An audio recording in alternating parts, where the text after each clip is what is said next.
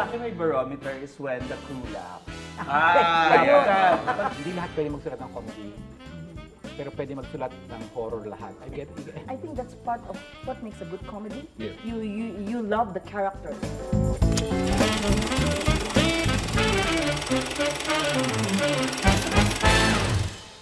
What goes on? Alam yung mga memorable fun set stuff na ginagawa? Fun set? Behind the scenes. Well, yung huli namin syempre, Septic 3, yung series. It was really fun. It was really, really fun. Kasi maraming kaibigan, alam ganun namin sila. Alternate May na, no? Tsaka may kasanayan na, di ba? So yun, masaya talaga yung mga set na yun. Does a funny set contribute to a funny film? Not necessarily, di ba? Kasi I'm sure may mga oppressive naman ng mga sets, di ba? And yet it comes out funny. So, depende. But I prefer to work in a fun set. Of course. I strive to work in a fun set Yeah. because I think it's it just makes things easier, di ba? So, yun mga fun set. But yung extra was different for us. Kasi siyempre kami yung powerful, ako yung director, di ba? Producer. Pero kami yung walang power dun sa lahat. Kasi kami yung si Ate B talaga yung sikat, di ba? Oo naman. Kami yung mga totoong mga extra dun, di ba? Extra. Nagtatatala kami, pero ang mga kaharap namin sila Marlon, Rivera, sila, di ba?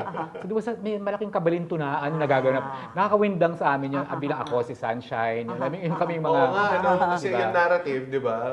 Kami yung oppressor, kami yung power, di ba? Baliktad, yeah. Pero syempre kami yung na-etcha puwera sa set, di ba? You get it? So, it was a different experience.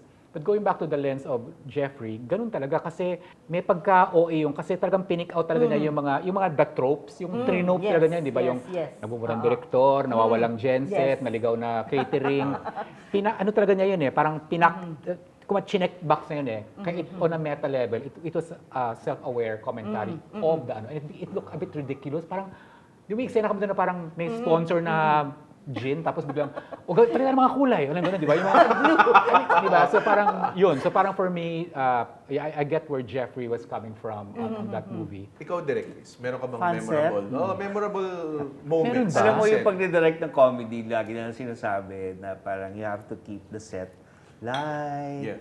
lahat dapat friendly, para open for, exploration, humor. Pero minsan hindi mo talaga Talaga? mapigilan magalit, Oh, yung gano'n. So may mga times talaga. So, pero conscious ako na, bawal ka magalit. Kailangan magaan lang tayo dito. So, conscious ako palagi. What does it take for a comedy film to age well? Because I would see, kunwari, I would watch Airplane, and then I would still find it funny. Alam mo yan, parang it's still really good.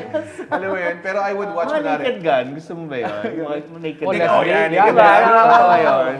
Tsaka ano siya talagang punchline siya in your face Alam mo yun, Oo. parang it was written to serve the laughter, not the story means, Yes. di ba? Parang gano'n. What makes it timeless kaya? Kung alam lang namin, kami na yung producer sana, di ba? Actually, hinihingi ko lang. Sa akin, siguro image. Yeah. Image, lines, situations. Yes. Those things don't get old Yung parang, like for example, you Iconic. see Gloria Romero, a beautiful woman riding a Carabao and smoking a Biday, huge yeah. cigar Yeah, to the yeah. tune of Manang Biday. That will always get Yeah. you in this lifetime or the next di ba? So parang ang ganda. So nakakatawa kahit ngayon o noon nakakatawa or Eugene Domingo as Kimi and Dora nagpalit tapos si Dora nagpapanggap na Kimi yung ganon yung mga ganon siya. The Office is very good. Mga ganon. So parang yung mga ganong moments nakakatawa yung si Dolphy yung mga pelikula ni Dolphy na sa John and Marcia, yung tinangay ng bahay niya, napunta sa NLEX, di ba? Yung mga ganon. I think it's images. Yeah. Yes. Images more than lines, but also lines also, na nakakatawa. What do you think? Okay. What makes it timeless? Subjective to, no? Of Okay, course, of I course. like witty lines. No? Witty Okay. lines. Even yun sa John and Marcia, di ba? Yun talaga, kaya ikaw John. Ikaw, John. Mag-speak up ka. Ah, yung ganun na paulit-ulit, di ba? No? If you remember the American Greats, no? Yung Some Like It Hot, di ba? Yeah. Yung ending na nobody's Nobody's perfect, no? perfect. Yung ganun na linya, no? Yung parang, Nasa boat. even yung Princess Bride, no? I think recently somebody posted the image of Princess Bride and then, yun lahat As You ng Wish? witty lines, Akala ko ha? As You O Wish. As You Wish. Parang, no, all those words, no, yung parang I am Inigo Montoya. You killed my father, prepare to die. I'm here to kill you. No? yung ganun na paulit-ulit. So, I think the lines are Yeah. important, no? I Okay, think, and the yeah. characters, of course, no, who are uttering the lines, no? Yun. Yeah. Parang I think, susugan ko yung sinabi ni Prof. Parang I think what Chris, di ba? Parang I think the movie, yes, but I think what really lives are those little, parang almost like, as you call them, memes in the modern times, di ba? Those little, Yes. Parang memes siya. They capture yeah, it, little eh. little packets of cultural, like, learning ideas. So, the image, di ba? The image and the line, di ba? Yung si Uge, every time sasabihin niya yung sa Septic Tank na parang, palusungan niyo sa tae? Ayoko ng tae. Alam mo madumi yung tae? Or yung 3 types of acting. Oh, yes, acting. Yeah. That has lived forever, di ba? On the interwebs, di ba? So, yan, kailangan meron ka talagang kailangan dukutin. Ganun din naman sa drama, di ba? Yung walang si Maricel na parang walang mag-New Year, di ba? Hanggang magbabago sa pamilyang ito. Walang, yun. So, ako yung lines are critic. The image, the character, and the line survives even the movie, di ba? Even the movie. I think though, when it comes to like general Filipino audience, no, rom-coms are like the most popular genre, I think. I would say. Hindi rin ba? Nag-disagree na naman tayo. How can one attribute to, why do we enjoy romantic comedy films so much? Maybe, for me, not necessarily comedy, but more like the romance idea. Oh, okay. I'm going out on a limb on this because the studios have invested to have stars that they can pair as young as possible, so Love you can teams. make money out of them, called love teams. So I think it's to their best interest to push for that kind of a story because yun ang investment mo, di ba? Kumuha ka ng 2 bagets, pinagsama mo, tapos kinunday mo yung kanilang romance kahit wala, di ba? Tapos Matagal, no? gagawin mo silang pelikula, di ba? At parang ayaw mo silang maghiwalay, di ba? So for me, meron siyang structural reason why it's popular. Not necessarily rom-comedy, but with rom-drama. Romantic, yeah. But I think the romantic angle of a young person, not necessarily above 30, di ba? It's a very dominant sort of a content or style in the Philippines. Because I think it has a studio structural underpinning, di ba? You agree?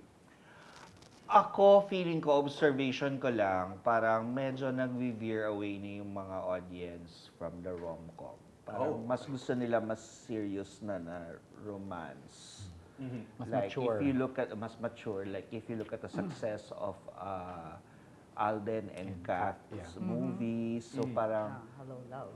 light siya, but it's not, I wouldn't call it rom-com, Hindi siya diba? haha. Drama siya. So, hindi ko alam kung if it's still true that the Filipinos are still in love with rom-com as a Parang as a general film. truth siya sa mundo eh. They don't make a Notting Hill or No, You've parang Got wala Mail, na wala eh. na. Wala na rin naman. There Wala are na. attempts, and don't get me wrong, there are attempts, pero it doesn't hit as hard as, I think nag-iba yung timpla ng romance from rom-com to something more real.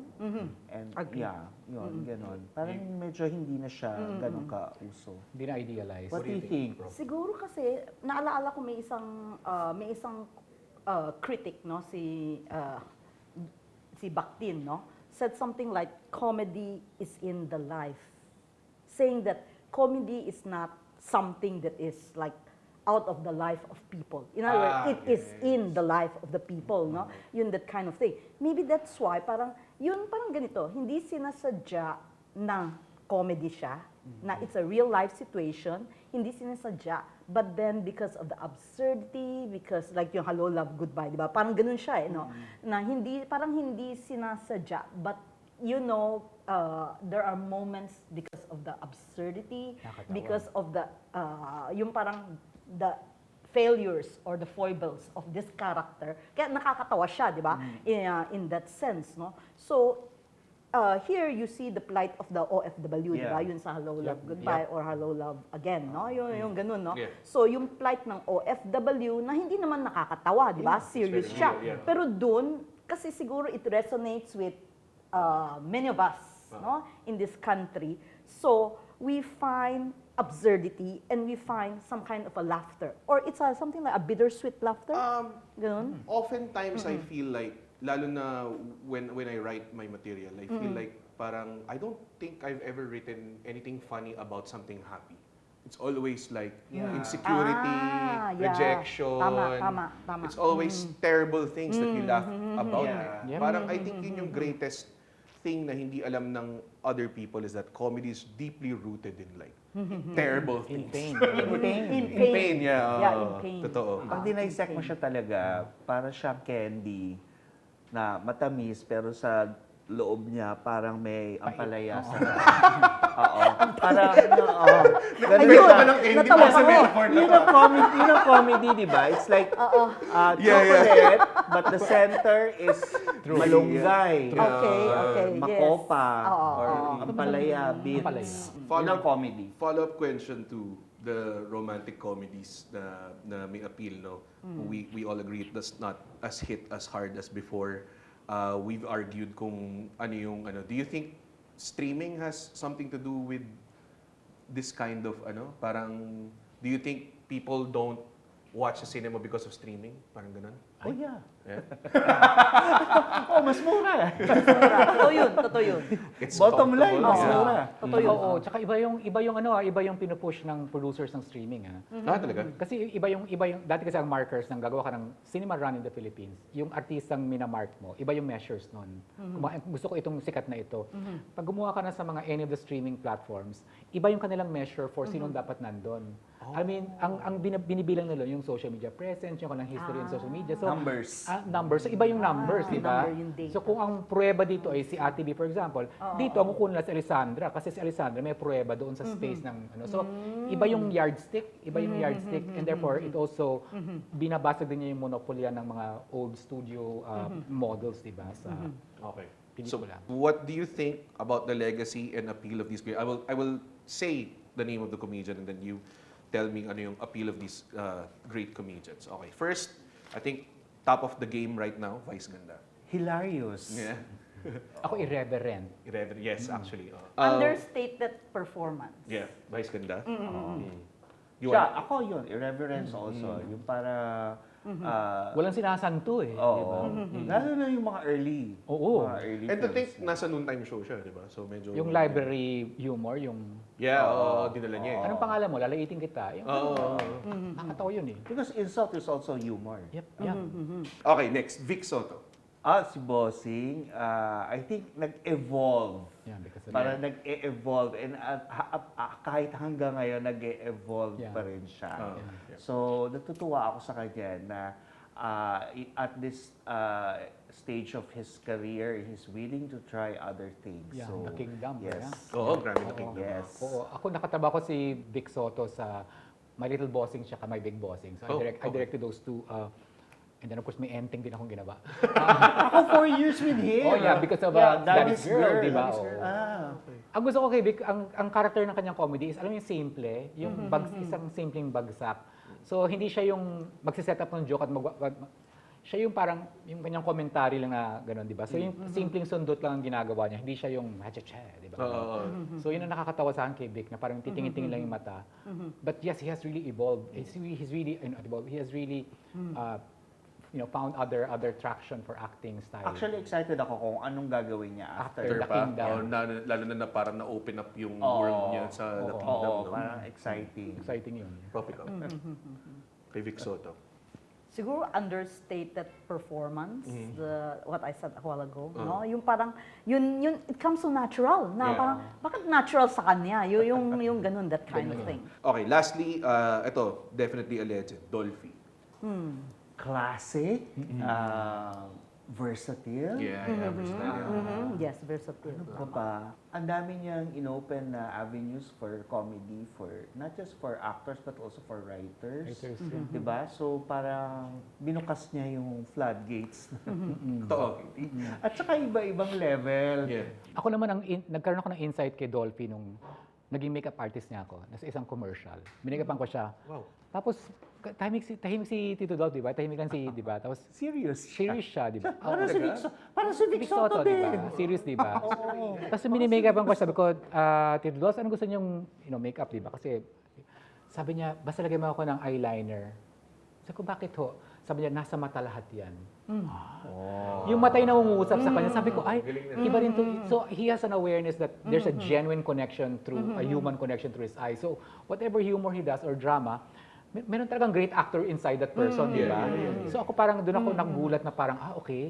Sabi niya, basta nasa mata lahat yan. Beautician lang ako noon, ha? Natuto pa ako, di ba? Grabe naman yung British. Di ba, it was an education for me at that moment, di ba? So, for me, Dolphy for me has always been a genuine human, merong human connection talaga siya, di ba? Kahit yung pagwawali sa Clover, alam mo gano'n, yung Aswang, Pacifica Palaypa, lahat doon, ang thread through niya talaga is that there's something real and genuine about him as a human person. Hindi siya fake as a tao, di ba? And I think it comes through sa audience, eh. So, for me, that's the great secret. I mean, I don't know if it's true, but that's how we read the secret of the Dolphy's greatness, di ba? Tao talaga, eh. Ikaw, bro. Buti sinabi niya na yung mata, no? Kasi ang nasa isip ko talaga when you asked that question was, napaka-expressive yung mukha. But subtle expressiveness. Hindi Subtle out siya. there Hindi na, siya yung pinahatid exage, niya no? talaga. Ganun, no? Talagang yung subtle expressiveness, yun yung nasa isip ko. And then binanggit mo na, yung pala ang belief niya talaga. Yeah. Oo, no? nga, It's in the eyes, sa mata pala. No? Kasi yun ang gusto kay Dolphy. Aside from the expressiveness, very subtle, yung boses. Oo, yung boses, Delivery. no? The delivery, no? Yung parang it's so natural, it's like you throw the lines away but then it's so funny. Yung ganun, that kind of thing. Hindi kasi napansin ko may mga who try to be funny na actors. Medyo nagtutula sila.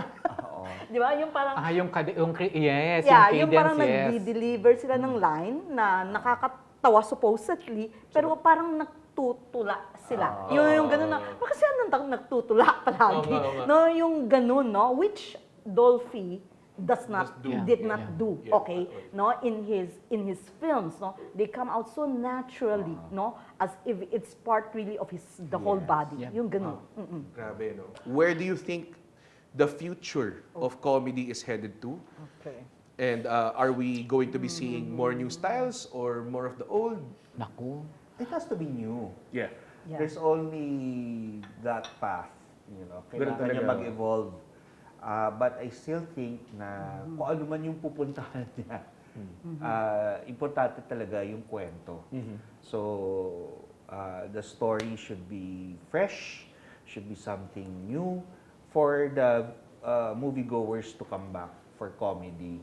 Okay, so hindi pwedeng basta nakakatawa lang kasi they already get that from their cell phones.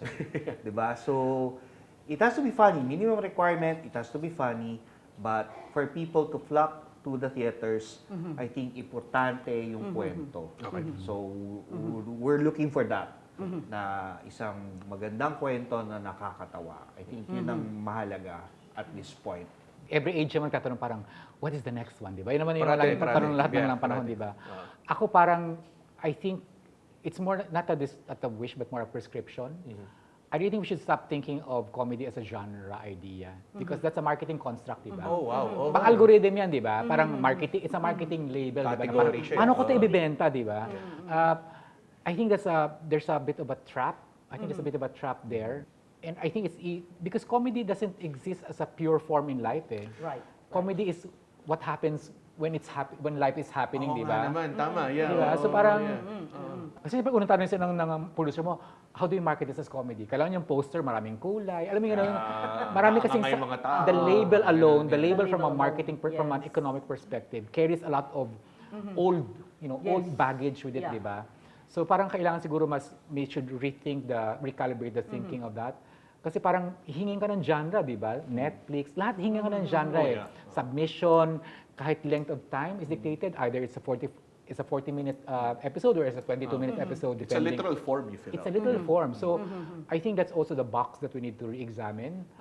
Because I think comedy is just, if it's a story and it's funny, di ba? Yeah. Hindi siya dapat itali dun sa ganon. I know there are practical reasons for the label and the genre. Yeah.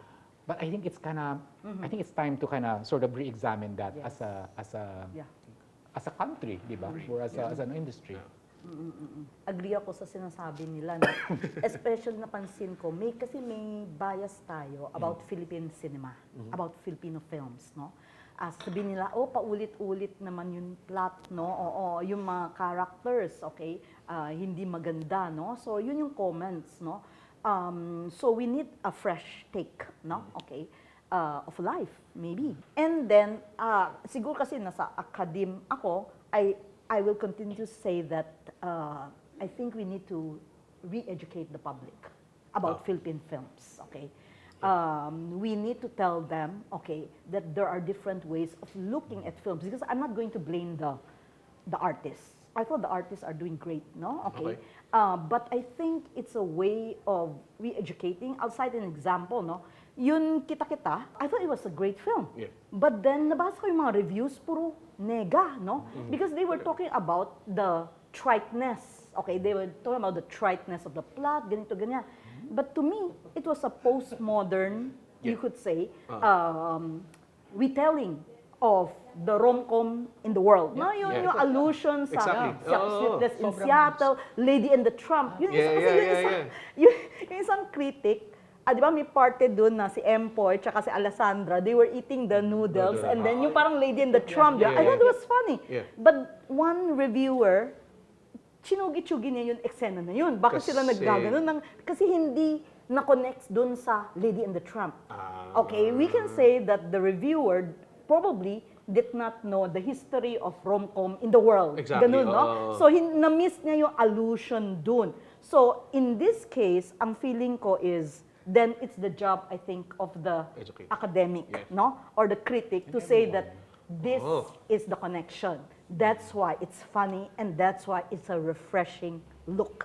Yun yung feeling ko, Oo. So may responsibility din kami in that sense. No? Okay, I don't blame the artist, no? I don't blame the artist. Sinabi agad.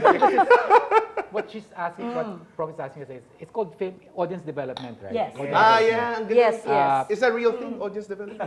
Yeah, it is. No, as it should be. As it should be. Because kailangan magbigay kasi ng, yung kasi yung parang, kailangan, you have to provide some lenses, di ba? Ibang paglilente, di ba? So hindi pwedeng 5 stars lang ang rating, alam mo gano'n. Tapos thumbs up, thumbs down. It's very very reductive, di ba? So there's no real education, there's no real learning coming out of that, di ba? Of course, ang pinakamaingay na ruler na sukatan ay yung mga galing sa Western world, di ba? Yung ganong estilo, di ba? So I think we really need to take responsibility. All of us, obviously, di ba? The academe, the critics, the reviewers, the filmmakers, the councils, to come together and provide ano ba dapat ang pagtingin natin sa mga pelikula natin, di ba? Hindi kasi pwedeng pabayaan eh. Lagi hindi pwedeng parang, ay naku, nalulugi na kami. What do we do, di ba? Alam nga namang hayaan mo mamatay, di ba? So for me, it's everyone's job. But I think what you should provide is, we never provided a lens that's uniquely ours, di ba? Yes, that's true. Parang lagi tayong, ay, approve sa Cannes ito, ay, approve to sa Berlin, ay, approve to sa ganun, ay, approve to sa ganun, approve lahat, approve ng Netflix. So everything we're doing is for the approval of someone else, di ba? Yes. There's no cultural, parang taking back of what is approved sa atin, di ba? So I think it's a big job, but we all gotta do it. Yeah. Well, do you have anything else to add? Or? Wala na. Kasi papunta na ako dun sa, bago ka mag-review, mag-aaral ka muna. Yun yung ibang topic sobrang na yun enabling siya sa artist. Ibang topic na yun di ba? Next episode po yun. But simple yung think before you click di ba? That's such a great perspective, no? Study, learn. Lahat, everything. I think ako yung pinaka nag-benefit dito because I learned a lot from you guys. So thank you so much. Hopefully then, the people watching, have deepened your appreciation for Pinoy comedy here when you watch this episode. And hopefully it gave you like a glimpse of the impact, yung talagang what it takes, and also, yung talagang instilling the change of what comedy does sa culture natin. But thank you so much, everyone. Thank you, Direx. Thank you po, Prof. Thank you so much. Thank you for tuning in. Yes. Marami na akong i-quote mamaya sa Facebook. Join us, everybody, for our next episode for more insights, lively discussions, and of course, exciting guests here at Behind the Reel. Thank you so much. Ilang kape ang naiinom niyo sa isang araw? Hindi ko ina-expect na ganun yung reach niya as a film. So I'm kind of hoping I can do that more often. It's a film na nagkaroon kami ng big opportunity na complete creative control. For me, iba kasi yung spec script. Ibig sabihin ng spec script, sinulat mo siya nang wala pang producer. Kilig na kilig po kayo. Sobra, nakita ko siya nagsasalita, yung starstruck ka. Tapos biglang mag-okre siya. Cherry, I love you, Cherry. Kung nasa ka ba?